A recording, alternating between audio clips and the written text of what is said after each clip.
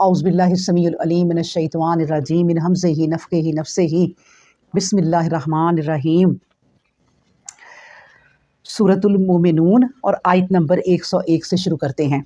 فَإِذَا نُفِخَ فِي الصُّورِ فَلَا أَنْسَابَ بَيْنَهُمْ يَوْمَئِذٍ وَلَا يَتَسَاءَلُونَ۔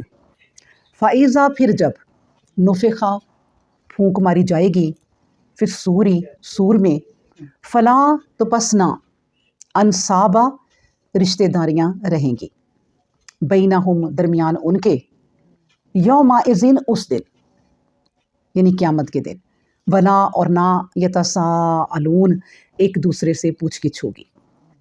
اللہ اکبر۔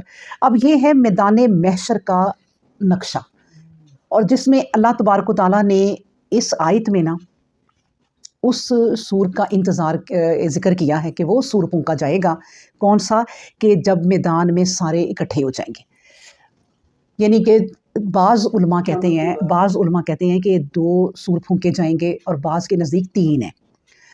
اب یہ اگر دوسرے کا ذکر ہے یا پھر یہ تیسرے کا، لیکن یہ فائنل والے کا ذکر ہے کہ جب آخر میں سور پھونکا جائے گا تو جب مردے اٹھیں گے، محشر میں اکٹھے ہوں گے، تو انہیں کسی کو کوئی خبر نہیں ہوگی، آپا دھاپی پڑی ہوگی، اور ایک دوسرے سے یہاں تک کہ کھڑے ہو کے اپنے بالکل ساتھ والے سے سوال بھی نہیں کریں گے کہ ہو کیا رہا۔